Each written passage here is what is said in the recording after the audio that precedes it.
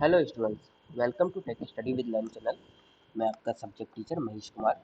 आज हम स्टार्ट करने वाले हैं क्लास 10th आईटी एनएसक्यूएफ के अंदर यूनिट 2 इलेक्ट्रॉनिक स्प्रेडशीट एडवांस के अंदर सेशन 1 करेंगे analyse data using scenario and goal seek का डिफाइन नेम या फिर हम इसे रेंज नेम भी कहते हैं, इसको हम समझेंगे।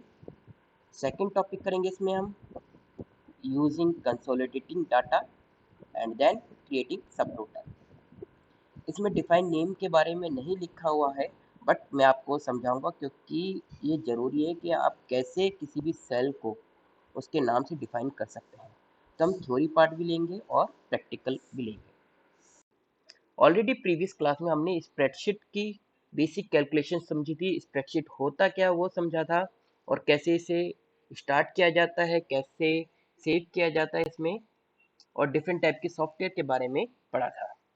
तो अगर उस वीडियो को आपको देखना है तो डिस्क्रिप्शन में उसका लिंक मिल जाएगा, वहां पे क्लिक करके आप वो वीडियो देख सकते हैं। तो चलिए पहले हम स्टार्ट करते हैं, आज का टॉपिक स्टार्ट करते हैं, जो कि पहला टॉपिक रहेगा हमारा डिफाइन रेंज और नेम्ड रेंज और रेंज नेम। इन तीनों का मतलब सेम है।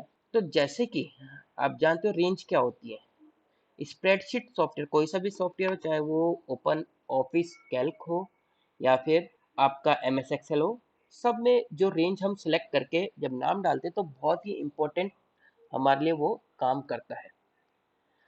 कोई भी हमने रेंज ली, अगर हम उसका नेम डालेंगे तो हमारी कैलकुलेशन ईजी हो जाती है। वो कैसे होती है, तो सबसे पहले तो इसकी हम डेफिनेशन देख लेते हैं। Defined range is a feature that allow you to assign a name to a cell or a group of cell.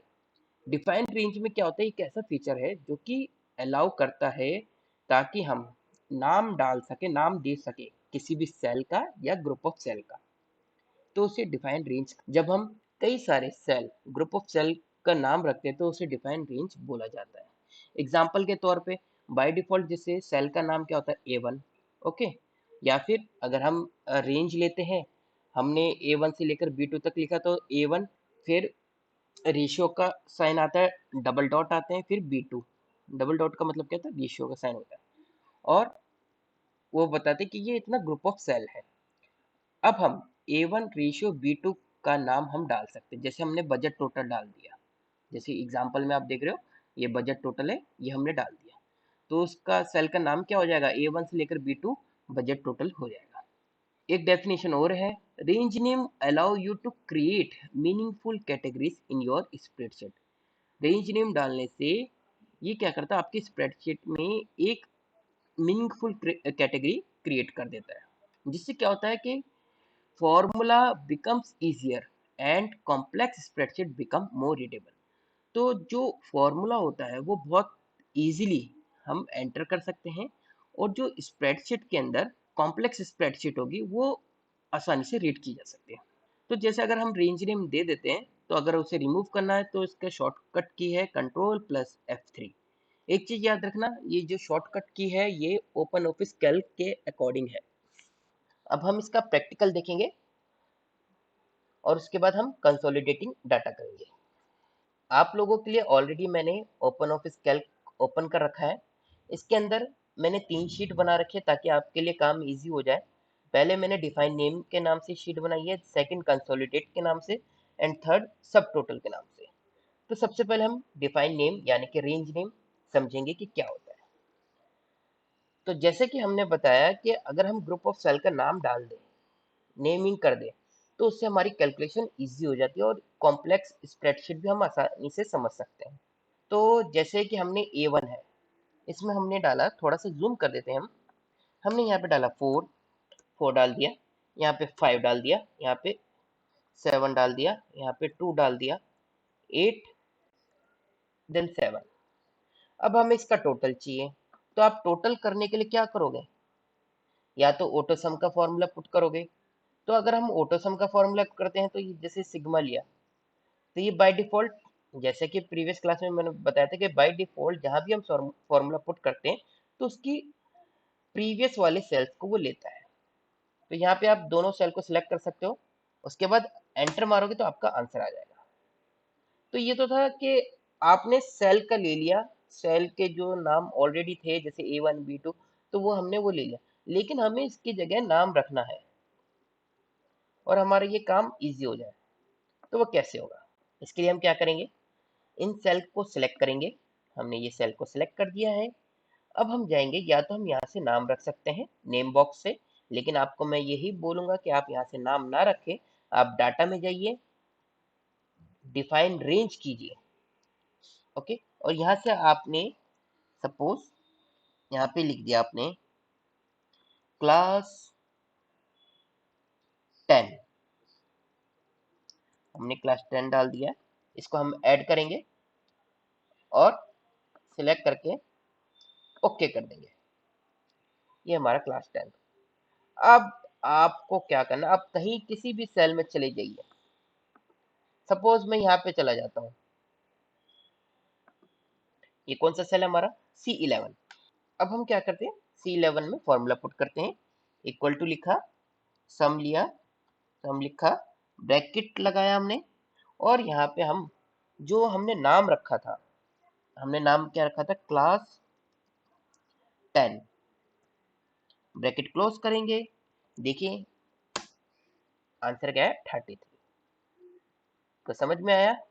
तो रेंज नेम देने का ये फायदा है, आप कहीं पर भी आप इसका कैलकुलेशन कर सकते हो। हम एक और रेंज बनाते हैं,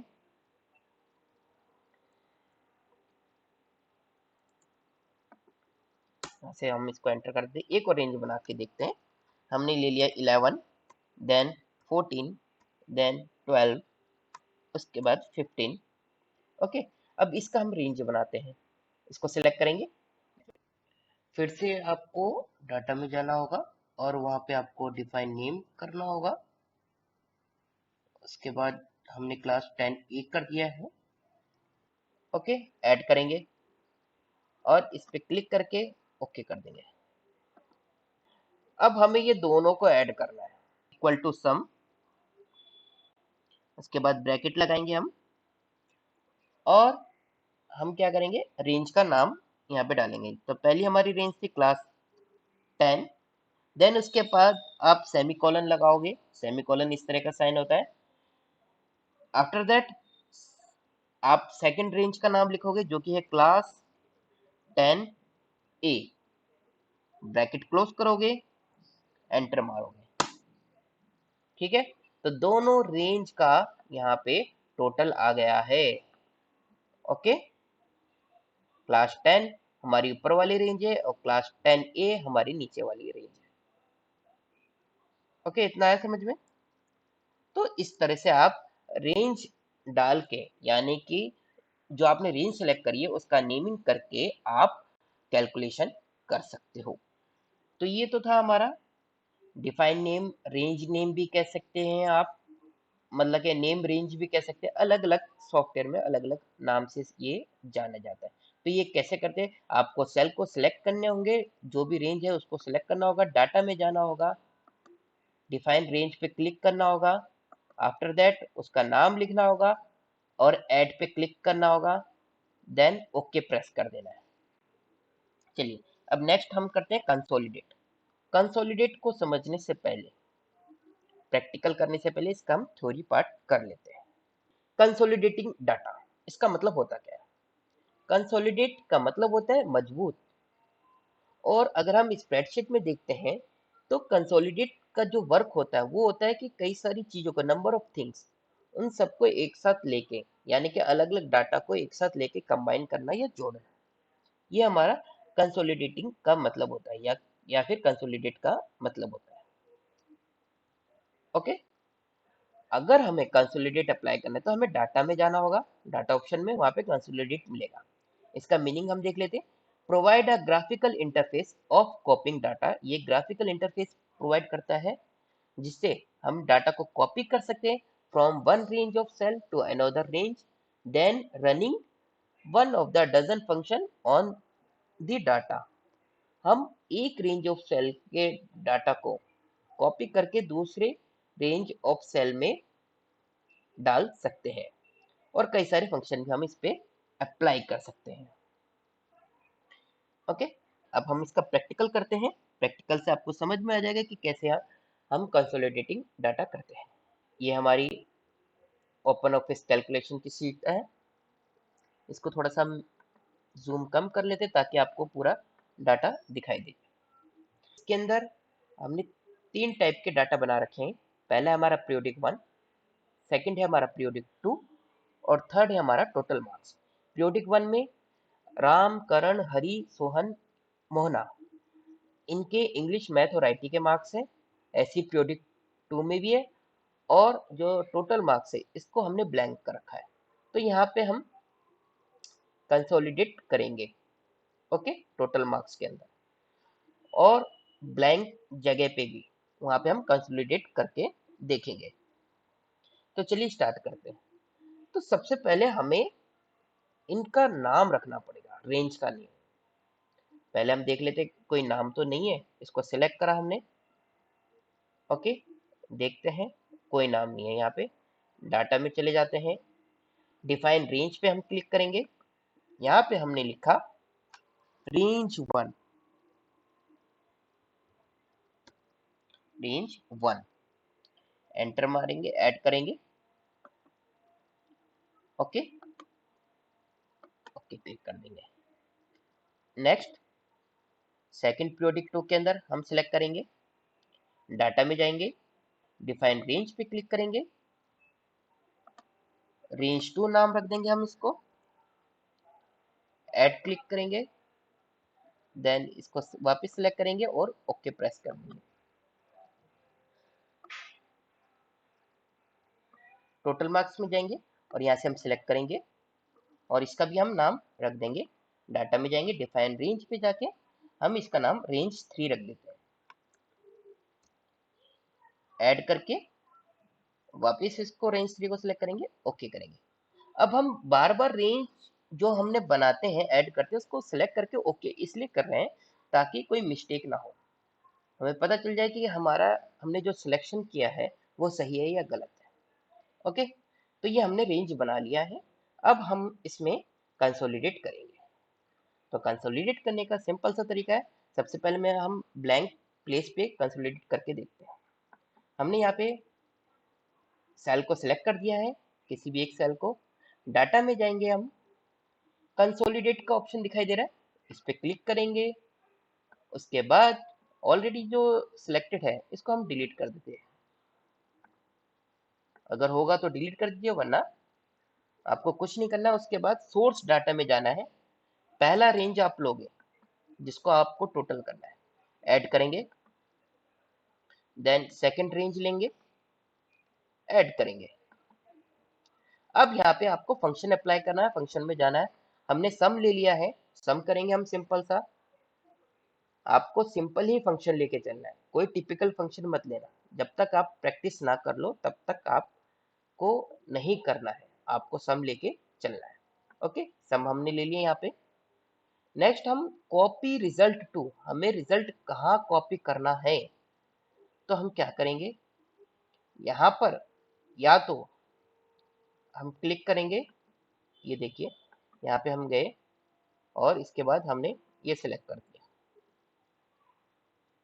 इसको हम हटा देते हैं ताकि आपको समझ में आ जाए। ये देखिए हमने इसको सिलेक्ट करा तो यहाँ पे शो कर रहा है $A$11। डॉलर का मतलब होता है फ्रीज करना, तो यहाँ से हमारा आउटपुट यहाँ पे फ्रीज हो जाए, ओके।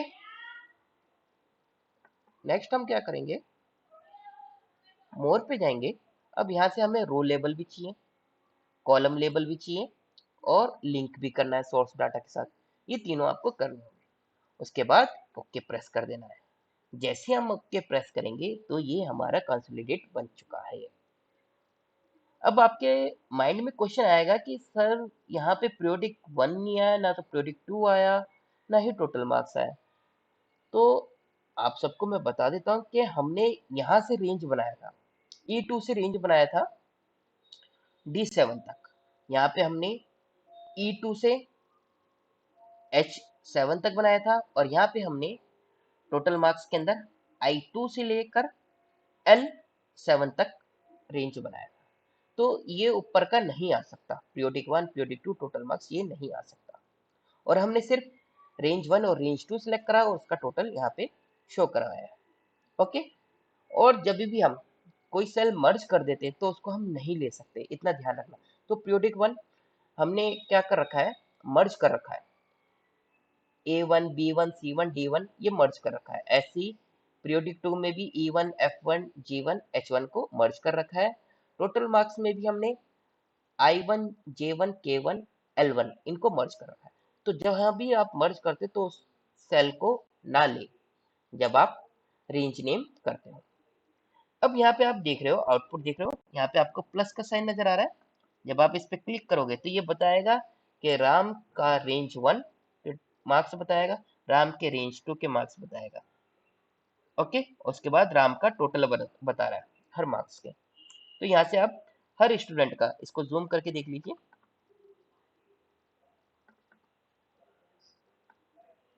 देखिए, तो यहाँ से आप हर स्टूडेंट का सेपरेटली डाटा देख सकते हो रेंज के हिसाब से। ओके, यहाँ पे ये देखिए, थोड़ा सा मैं इसको बढ़ा देता हूँ सेल को, तो यहाँ पे आपको डाटा मिल रहा है। ओके,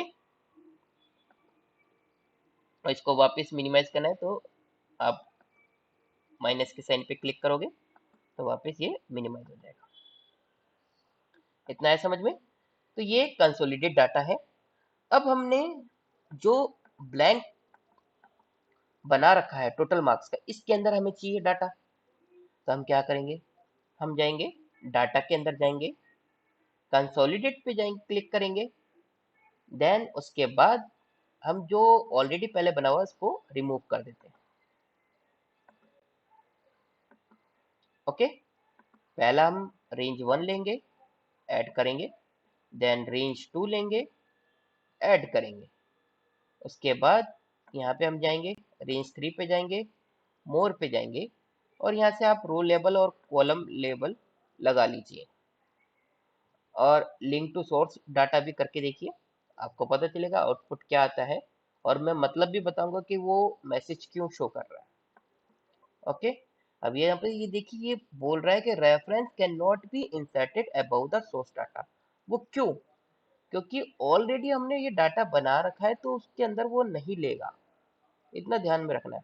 हम क्या करेंगे, वापस जाएंगे, डाटा में जाएंगे, कंसोलिडेट, यहाँ पे हम क्या करेंगे, वापस हम रेंज 3 लेंगे, और इधर जाएंगे, हमने यहाँ से लिंक सोर्स डाटा हटा देते हैं, ओके करेंगे, तो ये देखिए ये हमारा आउटपुट आ गया। अब जो हमारा सोर्स डाटा है, सोर्स डाटा हमारा कौन सा है, कंसोलिडेट में मैं दिखा देता हूँ। ये देखिए सोर्स डाटा हमारा रेंज 1 और रेंज 2 है।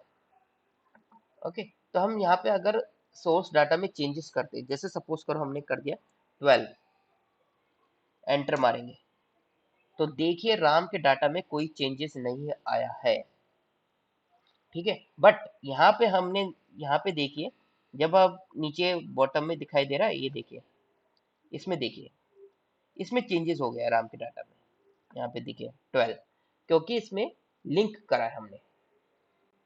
ओके, तो ब्लैंक प्लेस पर, यानी कि ब्लैंक सेल पे जब हम कंसोलिडेट अप्लाई करते हैं, तो हम उसके अंदर जो सोर्स डाटा में कुछ भी चेंज करते हैं वो हमारे आउटपुट के अंदर, यानी कि देखिए हमारे कॉपी रिजल्ट के अंदर चेंजेस होता जाता है। सोर्स डाटा में हम कुछ भी चेंज करेंगे वो हमारे रिजल्ट के अंदर चेंज होता जाएगा, अगर हम ब्लैंक प्लेस पे ब्लैंक सेल को सिलेक्ट करके कंसोलिडेट करते हैं। बट अगर हमने ऑलरेडी कोई रेंज बना रखी है और उसमें स्ट्रक्चर क्रिएट कर रखा है, तो उसके अंदर आपका जो लिंक टू सोर्स डाटा ये नहीं हो पाएगा।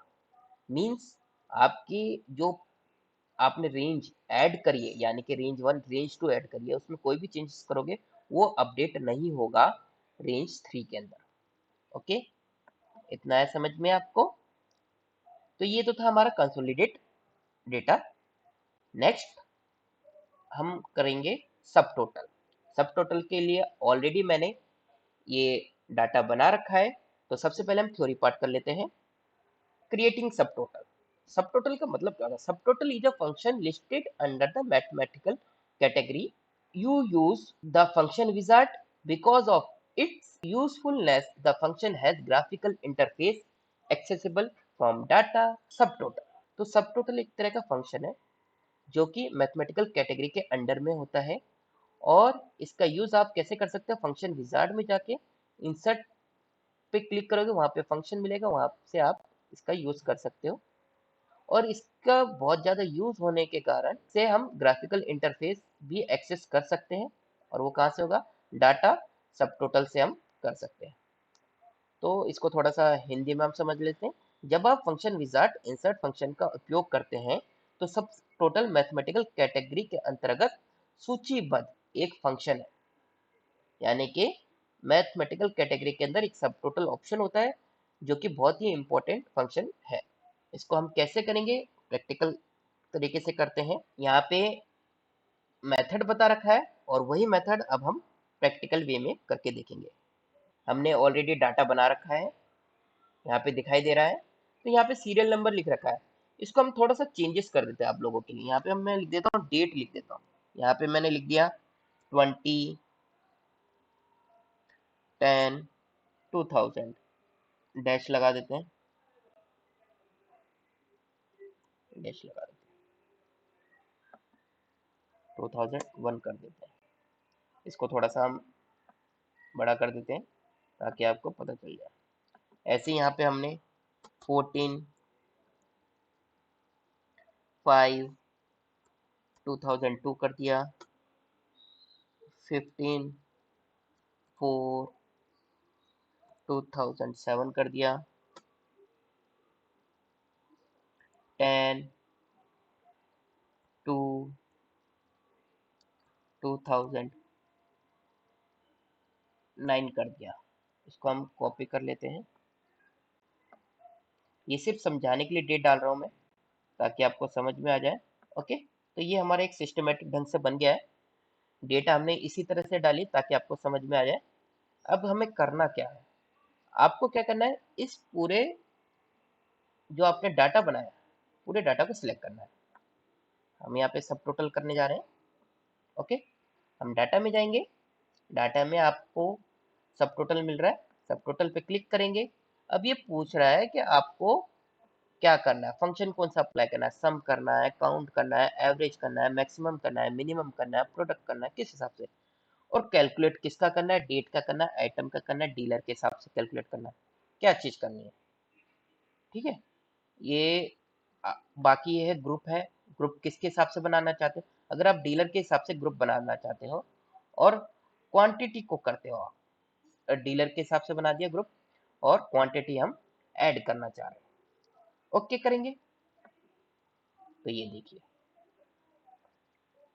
डीलर के हिसाब से क्वांटिटी ऐड हो रही है। तो जो बूट है, जो बूट कंपनी है, बूट डीलर है, उसका सम देखिए, उसने सिर्फ स्पीकर भेजा है जिसकी क्वांटिटी कितनी है, 10। आई बॉल ने 47 क्वांटिटी भेजी है जिसके अंदर कीबोर्ड भी है, एसएमपीएस भी है, एंड देन कीबोर्ड भी है अलग अलग डेट पर। उसके बाद इंटेक्स ने सीपीयू भेजे हैं और जिसकी क्वांटिटी है 68। देन लॉगिटेक का सम यहाँ पे 125 है, उसके जो प्रोडक्ट है उसने अलग अलग आइटम भेजे, माउस है, एसएमपीएस है, कीबोर्ड है, फिर एसएमपीएस है, फिर माउस है, फिर एसएमपीएस है, और फिर माउस है। ओके, देन माइक्रोसॉफ्ट ने कीबोर्ड भेजे हैं जिनकी क्वांटिटी 38 है। उसके बाद सोनी कंपनी की तरफ से स्पीकर आए हैं जिनकी क्वांटिटी 21 है, और ग्रैंड टोटल यहाँ पे शो कर रहा है। तो यहाँ से आप चाहे तो इसको मिनिमाइज कर सकते हो, और सिर्फ यहाँ पे डीलर का वो आएगा, क्वांटिटी और नेम शो करेगा। ये देखिए, डेट हट गई है, सिर्फ डीलर और उसकी क्वांटिटी। तो इससे आप पता कर सकते हो सब टोटल से कि डीलर ने कितनी क्वांटिटी भेजी है प्रोडक्ट की, वो निकाल सकते हो। ओके, अब हम और चीजें करते हैं सब टोटल में। सब टोटल में जैसे सपोज करो, अब आपको डेट वाइज लेना है। डेट तो हम कैलकुलेट नहीं कर सकते, इतना चीज ध्यान रखना कि आप जो डेट है उसको मत करना। फिर भी मैं आपके लिए करके दिखाता हूँ किस तरह का एरर आता है, शो करता है। और यहाँ पे ग्रुप हम करते हैं, डीलर ही ले लेते हैं हम, ओके करते हैं। तो ये देखिए, डेट को वो कभी कैलकुलेट नहीं करेगा। यहाँ पे ये देखिए, ओके, उसकी क्वांटिटी बता दिया, डेट बता दिया, ये इस तारीख को इतनी क्वांटिटी आई थी बूट की, अलग अलग। ओके, तो आपको खुद समझना होगा कि कौन सा डाटा आपको करेक्ट वे में चाहिए। अब यहाँ से जैसे आप आइटम आइटम को कैलकुलेट करते हो, यहाँ से हम ले लेते हैं डेट वाइज, ले लेते हैं group by date wise, okay करते हैं। ये देखिए माउस, अब यहाँ पे एक चीज ध्यान रखना, जो भी हम टेक्स्ट लिखते हैं तो उसको काउंट नहीं करता है एक्सेल, वो हमेशा नंबर को कैलकुलेट करता है, तो इसलिए यहाँ पे 0 0 शो कर रहा है। ओके, इतना है समझ में। अगर हमने माउस की जगह पे जो आइटम में 1 2 3 लिखा होता तो वो उसको टोटल करके बताता है, इसीलिए हम क्वांटिटी को एज अ सम ऐड कर रहे हैं। तो डाटा में जाके सब टोटल में जाके हम यहाँ से वापस क्या करेंगे, ग्रुप करेंगे। ग्रुप अगर आपको डेट वाइज बनानी है बना लीजिए, लेकिन यहाँ पे जो कैलकुलेट है वो आप क्या कीजिए, क्वांटिटी कीजिए, ओके करेंगे। ये देख, तो आज की क्लास में फिलहाल इतना ही, होपफुली आपको समझ में आया होगा। तीनों बहुत ही इजी है। आपकी जो बुक के अंदर डिफाइन नेम का नहीं दे रखा, जो मैं आपको बता चुका हूँ। कंसोलिडेट का है, कंसोलिडेट आपको समझ में आ ही गया है कि अगर हम रेंज देते हैं, जैसे हमने रेंज 1 दिया, रेंज 2 दिया, और एक उसका जो आउटपुट निकालने के लिए रेंज 3 देते हैं, तो उसके अंदर कभी भी आप जो अपडेट नहीं कर पाओगे, आउटपुट जरूर आ जाएगा बट उसे आप अपडेट नहीं कर पाओगे, क्योंकि उसका स्ट्रक्चर ऑलरेडी बिल्ट हो रखा है, बना हुआ है। तो इसलिए आपको, अगर आपको अपडेट करना है, यानी कि अगर आप रेंज 1 या रेंज 2 में कुछ भी चेंज करो और वो आपके आउटपुट में आए, तो आपको ब्लैंक सेल सेलेक्ट करना होगा। ओके, तो यहाँ से एक बार चेक कर लीजिए, जैसे आपको डाटा में जाना होगा, डिफाइन रेंज में जाके आप ना रेंज बनाओगे अपना, रेंज 1 रेंज 2 जो भी है, और रेंज 3 इस तरह से बनाना है तो बना लीजिए। अगर नहीं बनाते हो तो आप डायरेक्टली भी कर सकते हो, डाटा में जाके कंसोलिडेट पे जाके आप यहाँ से सिलेक्ट कर सकते हो, जैसे कि यहाँ पे है, इनको रिमूव कर दीजिए, देन इसको भी रिमूव कर दीजिए। उसके बाद जैसे आप यहाँ पे क्लिक करोगे, अब वो पूछेगा कौन सी रेंज को सिलेक्ट करना है, ये आपने रेंज ले ली है। ओके, देन इसके ऊपर क्लिक करेंगे, ओके कर देंगे। ओके, उसके बाद वापस डाटा पे जाओगे, कंसोलिडेट में जाओगे, नेक्स्ट रेंज लेकर आप इस तरह से कर दोगे, और फिर कॉपी रिजल्ट जहां करना होगा वापस यहाँ पे क्लिक कीजिए। सपोज यहाँ पे आपको कॉपी करना है रिजल्ट, इसको सिलेक्ट कीजिए, वापस जाइए, उसके बाद यहाँ पे मोर पे क्लिक करके आप ये सारी चीज रो लेबल, कॉलम लेबल और लिंक टू सोर्स डाटा पे क्लिक करके ओके कर दीजिए, तो वो आपका आउटपुट आ जाएगा। अब ये आउटपुट इसलिए आया क्योंकि बाय डिफॉल्ट वहाँ पे रेंज 1 और रेंज 2 का एडिशन हो रखा है। ठीक है, तो ये कंसोलिडेट था, सब टोटल आपको पता चल ही गया। आप एक छोटा सा डाटा बनाइए, इसमें हमने डेट ले लिया, आइटम ले लिया, डीलर ले लिया और क्वांटिटी ले ली। हमेशा ध्यान रखना, जो टोटल होता है, सम होता है, वो सिर्फ नंबर्स का होता है, वैल्यू का होता है, टेक्स्ट का नहीं होगा। और वो कैसे होगा, डाटा में जाना है आपको, सब टोटल के अंदर आपको क्लिक करना है सब टोटल पर, और यहाँ से आप ग्रुप किसके थ्रू करना चाहते हो, डेट वाइज करना चाहते हो, आइटम वाइज, डीलर वाइज, इनमें से तो कोई भी आप ले सकते हो। बट जब आप कैलकुलेट करते हो तो हमेशा नंबर वाले जो आइटम है, यानी कि जो नंबर वाला आपका क्वांटिटी है या डीलर है या आइटम है या डेट है, जिसमें सिर्फ नंबर्स हो, उस सीरीज को आप सिलेक्ट कीजिए। ओके, तो यहाँ पे हमने क्वांटिटी में नंबर्स डाल रखे हैं, तो हमने इसको क्वांटिटी को सिलेक्ट करा।